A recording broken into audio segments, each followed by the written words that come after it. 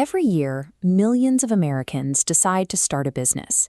Let's look at two entrepreneurs who begin with exactly the same starting capital of $150,000, but take two wildly different paths.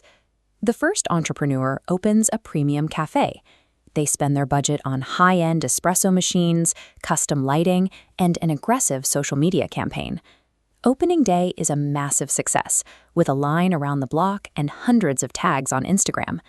The second entrepreneur quietly purchases a commercial cleaning route. There is no grand opening, there are no ribbon-cutting ceremonies. They simply sign a few contracts with local office buildings and hire a small team to mop floors after hours. 5 years later, the cafe owner is still covering the 6 a.m. shift because an employee quit. The cleaning company, built on 5-year contracts and standardized training, now runs through a general manager. This infrastructure allows the owner to split their time between Colorado and Cabo, while the bank account grows on autopilot. The cafe requires a constant, exhausting daily hustle to find brand new customers.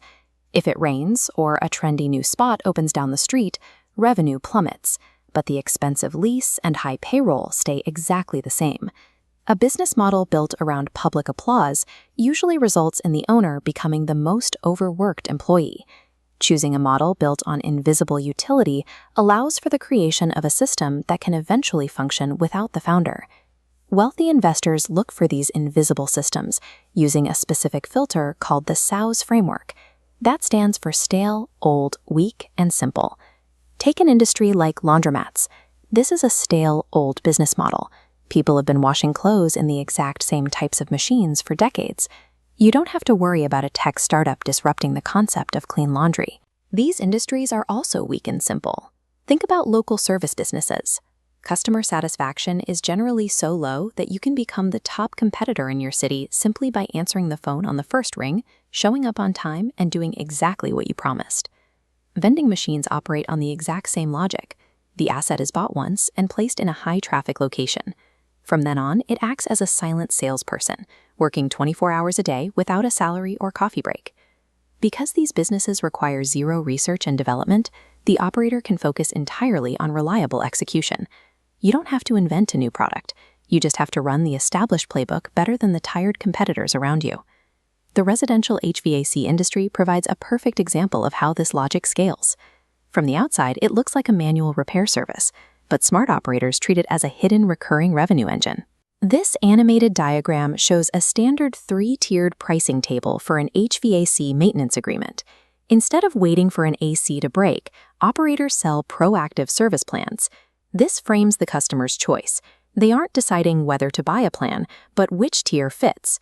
When given this choice, the vast majority select the middle or premium tier, reliably driving up average contract value. Many contractors take this further by establishing a reinsurance structure. Instead of paying an outside company, they hold warranty funds in a dedicated risk pool. They keep unused premium dollars, meaning underwriting profits stay inside the business.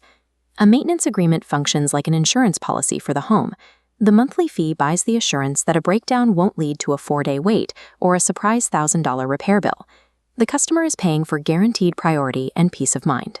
By securing these maintenance contracts and capturing the underwriting margins, the owner turns unpredictable emergency labor into a predictable, highly profitable financial asset. Success for the second entrepreneur came from viewing cleaning and HVAC through the lens of systems and contracts. They identified a recurring need and built a machine to fulfill it, rather than just selling their own labor. If you want to evaluate any new business idea in 30 seconds or less, you only need to ask one simple question. Here we see a graph mapping two distinct revenue models over time. You have to ask, will the customer pay me once, or will they pay me over and over? As the chart clearly shows, recurring contracts compound, while one-off sales flatline. Long-term wealth is built by finding spaces where problems are constant, demand never disappears, and the system can operate smoothly whether the owner is physically standing in the room or not. Real financial freedom means walking away from the neon lights and the hype. The most reliable way to generate a fortune is to execute a boring, recurring blueprint.